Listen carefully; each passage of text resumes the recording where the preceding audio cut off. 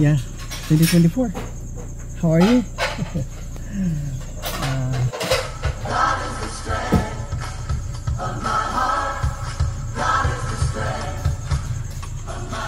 October 7, 20. Yeah, 2024. How are you? May break tayo sa ating mga vlog, pero despite na wala tayo, patuloy ang ating mga godcasting. A reminder lang.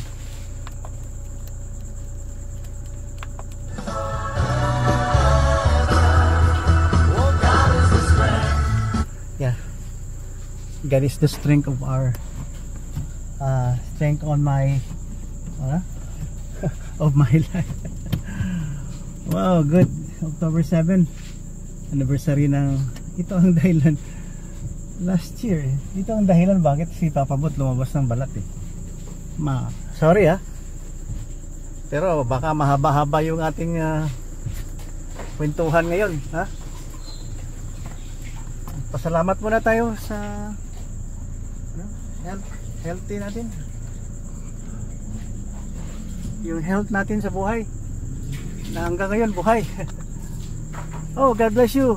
And well, I cannot say na anniversary ito ng October 7 kasi everyday may grid. So ang topic natin grid. Greedy, grid, ha? Sa Tagalog, kaswapangan. Ay nako, maganda din naman ang YouTube dahil tayo ng ma-explain natin ang mga ating nalalaman. See? Papabot ito, papabot. Ha? Always. Love you. Haba-habang ating topic ngayon. Ha? Kasi ito paatras muna dahil sundo na nga po. Apostolic job. Salamat naman. At may mga ganun tayong ginagawa sa buhay. Wala tayong ibang katuwaan. Passion. Serve the people, serve your family, and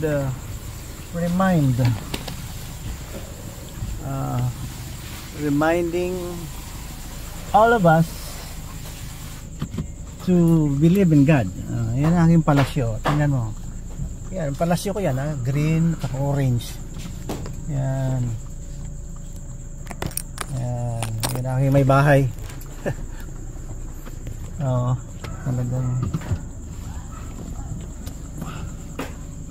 Talagang yan ang mga surprises at perks ng Panginoon na binibigay sa atin, yung mga partner na para hindi rin tayo nag-iisa sa buhay. Praise God for all the blessings sa aming buhay. Yeah, anniversary na October 7, 2024 ngayon. 1 year. Hindi ko maumpisahan kung ano magandang introduction. But paggising, wow, salamat buhay. Kasi kung hindi ka nagising, baka kinuha ka na ni Lord. Or baka, bigla minsan si Enoch na buhay na buhay. Kinuha sa langit minsan matay. Ang presence kasi ng Holy Bible, ang pinakamagandang naimana sa atin, yung Bible yung pinakamagandang naimana ng ating mga ninuno, Holy Bible.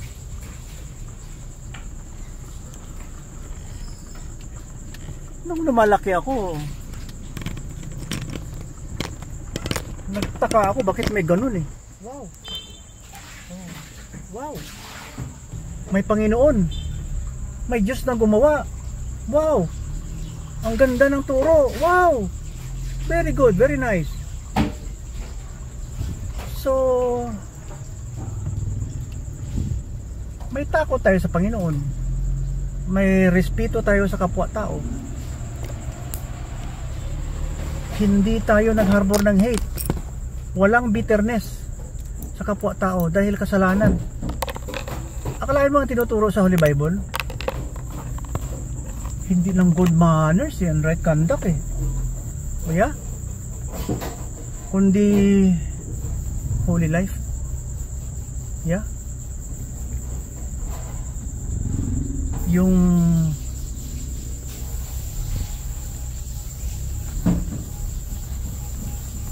divinity, yung divine, holy, parang sinless.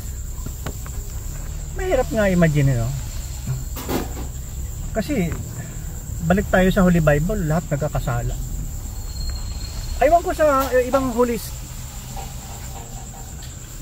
scripture nila. Kasi may Quran, hindi ko alam yung pag-pronounce. Quran, no? Holy Quran. Na-accept ba nila na lahat na tao ay nagkakasala? Na-accept ba nila yun? Aywan ko lang, hindi lang ako sure. Kasi the way they react, perfect sila. Lahat. Sa pamamaraan na mayroon silang propeta na hindi raw nagkakasala. Perfect na perfect. Ganon. At siya ang nagre-reveal ng kung anong dapat gawin dahil nakatanggap daw siya ng mga sugo ng God galing sa taas. Yung propeta na yan galing Saudi Arabia. Maganda example. Pero naisulat na ang hindi magandang mga ginagawa ng propetang yan. Compare ko si Jesus Christ.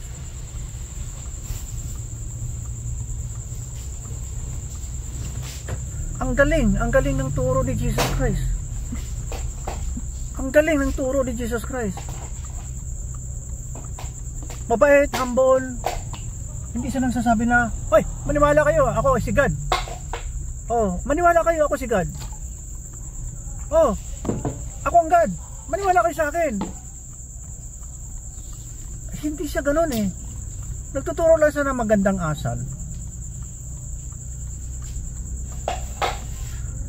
Tayo na lang umintindi dahil minsan nagsasalita siya ng parable, yung parang pabaloktot pero may meaning. Kaya bright ang pagkagawa kaysa maniwala kayo kay pag pumatay tayo at maging martyr, mawala yung ating mga kasalanan. Simulat sa pulba, ang religion na Islam sinasanctify ang killing. Hindi ko nakikita yan sa Holy Bible. Kaya hindi ako naniniwala na tama ang Quran. Ang nakasulat dyan, ang sumulat dyan is Islamic scholars eh. Oo. At walang fresh, up close and personal account ng disciple. Sulong-sulo lang ni Lolo mo, had mo ha, na siya ang messenger, dumaan sa kanya lahat.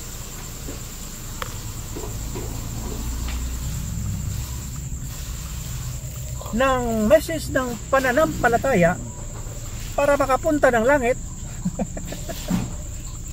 Sa kanya na na-reveal lahat. At atat naman tong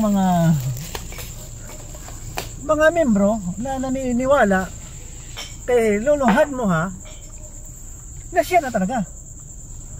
Well, we can claim anything under the heat of the sun.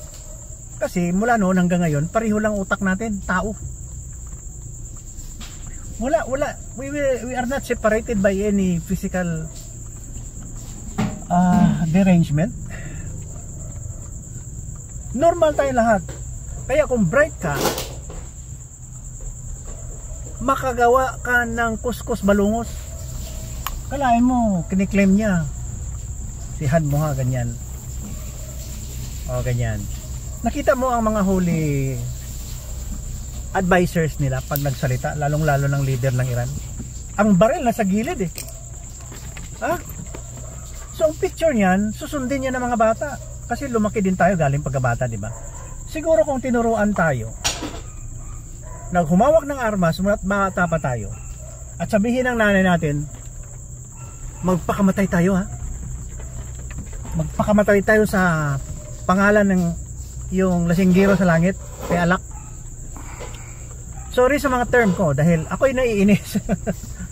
Naiinis na ako sa liars, mga sinungaling.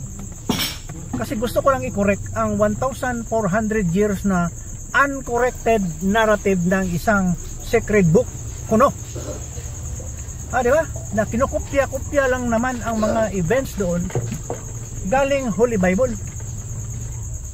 At mga matatapang, kalain mo, religious reader ka, pasalita-salita ka ng Holy Scripture mo. Banggitin mo na may propeta kang walang kasalanan, may baril ka sa gilid. Iba yata culture na yan, Chong. Iba. Kaya ito, I'll take this opportunity na nag-vlog dahil ayan, ang speed ko is 4 dahil rough road. Ayan, tingnan mo yung ayan ang lupa. Ayan ang lupa.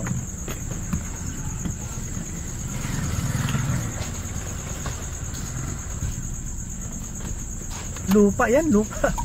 Kaya di tayo makapagpatakbo ng mabilis. Kaya lumaki din ako pagkabata. Ang pagkakaiba lang natin, ulit-ulitin ko to kahit sabihin yung walang katotohanan. Pag nagpakita ang Holy Spirit, yan ang Holy Spirit na iniwan ni Jesus Christ bago siya pumunta ng langit At naniwala ako namatay at nabuhay. Nagsakripisyo. Ang sakripisyo niya parang pakita niya talaga na God, I'm here, pinapahirapan mo ako God ba, pero nakasulat kasi na dadaanin ko ito, isacrifice ko talaga. Sabi naman ng kabilang yung mga radical Muslim, my God ba na hindi marunong isalba ang kanyang buhay, pinahirapan siya. Sir, humbleness yan, sir. Humbleness, long suffering, nasa Holy Bible inulit-ulit nyo kasi Holy Bible kasi pilosopo itong mga tauhan ni Lolo Hadmoha. Peace be upon you, sir Lolo, I love you. Mali-mali kasi ang paniwala nyo, kaya nagkawatak-watak ang mundo Pag nakatanggap ng theophany galing Holy Spirit, yan ang iniwan ni Jesus Christ nung bago siya pumunta ng langit. Aalis ako, ang ganda ng pagkasulat ng Bible, no? But I will leave something to you to take care of you. Naku, pinanganak ako sa propeta galing Saudi Arabia. Hindi, propeta, peking propeta. Naniwala naman sila na yun na ang nagmana kay Jesus Christ. Ang iniwan ni Jesus Christ, ang Holy Spirit, dahil babalik sa kanyang Ama sa langit. Nakaintindi ka, idiot, moron?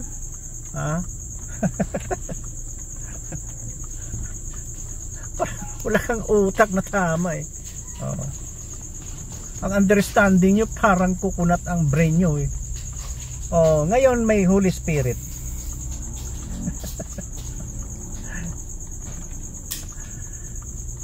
yun ang ating respetuhin. Yun ang hanggang ngayon Holy Spirit nagakontrol sa atin di ba? Walang ibang mas matindi pang ginagawang Holy Spirit. Talagang para sa humanity. Di ba?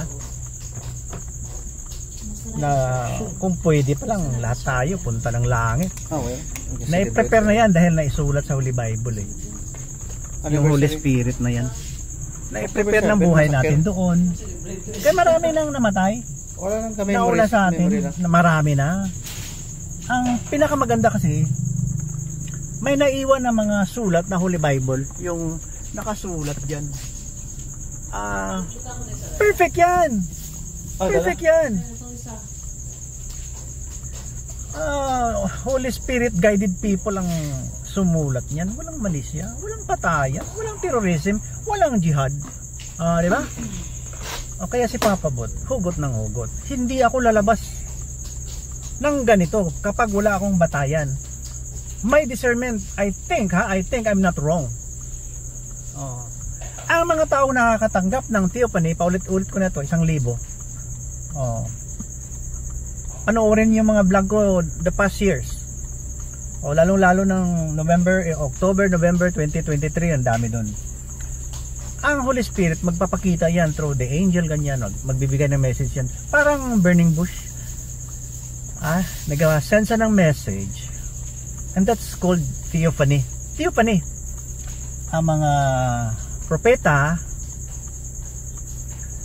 nakaka-receive yan sila ng mga message. Kaya hindi ko alam bakit naisulat. Kasi kung hindi naisulat, hindi natin alam na may nangyayari noon. Kasi coupled by mga artifacts, mga relics, mga writings ng mga Hebrew writings doon sa mga stones, doon sa mga first, second temple na sinira ng mga invaders, lalo na itong mga Arab na na-claim na Palestinian land ng Israel. Ay nako, wala yun. So paanga na yun, kahit mahilig kasi kayo ng takeover eh. Gusto nyo kayo na lang. Kayo na sir. Huwag yung ganyanin. Blasphemy yun eh. Pag nagpapakita yan, select people of God. Isa na ito si Luluhad Moha. Prophet Muhammad, peace be upon him. Okay, isa na yan. I don't know, kasi personal account lang ang nakasulat. Wala siyang disciples. O sinong paniwalaan natin? Si Jesus Christ o si Lolo? Di ba? Ang maganda kasi, si Jesus Christ, may roon sa mga disciples na nagsusulat ng kanyang mga ginawa, yung buhay niya sa lupa. Close and personal account ng kanyang mga disciples. Ito naman si Luluhad Moha, gawa-gawa lang, dinugtungan lang ng mga Islamic scholars at ginawang holy book. Walang problema yan kapag walang terrorism, di ba? So after Jesus Christ, marami nag-claim, si Joseph Smith, Jim Jones, Kibuloy, Manalo, marami. Kaya select people of God, utak yan. Select people of God na may utak, hindi utak kung sa Bisaya pa bulinaw, or coconut tree, or fruit of coconut. Brain. Ngayon i-discern mo yan. Kung pina-follow mo yung original na utos ng Holy Bible na sa biblically based talaga ang account mo. Kasi pag dinagdagan mo, self-vested interest na yan. Maging Ponzi scheme na yan. Gusto mong tumaas, umangat, at gawin mong kabastusan gaya ng iba. Magsabi na maniwala kayo sa akin, virgin pa rin kayo kahit ginalaw ko kayo dahil Diyos na ang nagsiping sa inyo. Si Jim Jones naman, uminom na tayo doon sa Africa, sa Guyana. Uminom na tayo ng lason, sabay-sabay na tayong punta ng langit. Pero rami niyang asawa. Yan. Pinipili kasi ng Panginoon kung sino sana. Kaya I don't know kung may natitirang maganda ang kanyang pagka-interpret ng kanyang theophany until now. Kasi sinasabi ng Holy Bible, walang ibang holy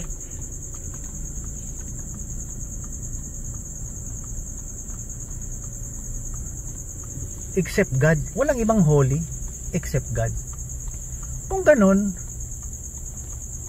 taas ng kategory ng God, hindi tayo maglapit doon sa kanya, hindi ni 1mm, wala, kahit na pinaka microscopic na size, hindi tayo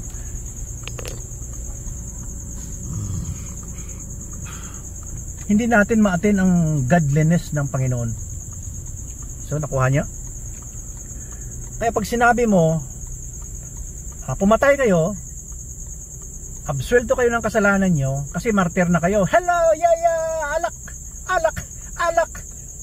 alak ko, bar, yung inumin na bar, lasingan tayo sir. Mali. Mahilig ka ng bang. Ano ba yan? Kasi naglaki ako na parang maganda man ang turo ng Holy Bible. Nagtaka lang ako na may sa kabila pala na sanctify the killing. kayo, i-discern mo nga kung tama. Kasi naniwala kayo sa fake prophet. Puppet ng demonyo yan eh. Siya ang mouthpiece ng demon. Mula pa yan sa first fall of men. Anghel yan si Lucifer eh. Kaya nung sinipa siya ng Panginoon, ginawa siyang Satan. Siya ang nag-control sa atin. Kaya mayroon din sinasabi ng Holy Bible, flee from the devil. Flee. Huwag mong entertainin ang demonyo. So pag nakatanggap ka ng theophany, see to it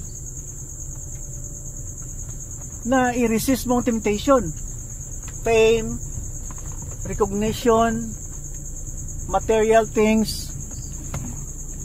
Yeah. Wala na yatang space Puro yata naka-parking to eh. Yan. Gusto ko sana may shadow eh. Kaya lang, inukip pa ng mga nauna. So, mayroon tayong sinasabi na you have the right to think what you think is right. You have the right to claim what you think is the best for you. Personal gain, worldly achievement, worldly. Kasi ang tao na naka-receive niyan, dapat kasi huminahon ka muna. Huwag ka masyadong magpasikat. O kaya nagkawatak ang mundo. Ang daming religion na lumabas. See? Yun. Sa side ko, hindi ko naman to, wala akong duty eh. Wala akong duty para sa inyo eh. Nabuhay lang ako. Nakarating ako ng ganitong, naabot ko ang ganitong edad. 66 Kaya mag-ingat kayo pag 66. Wala akong, I have no duty. Wala ako ibang pakay. Isipin mo na lang na ang gulo ng mundo eh. At sino ako para mag-advise sa'yo? I am nothing. Walang kwenta ako. I can go to heaven anytime kasi alam ko love ako ni God. Despite sa aking mga nakaraan na naging tontologist, alam ko hanggang ngayon binubuhay niya ako, may purpose ang life ko. And then I will ask you, tanungin kita, ano ang purpose mo sa life? Be? Ano ang purpose mo na nabubuhay ka ngayon?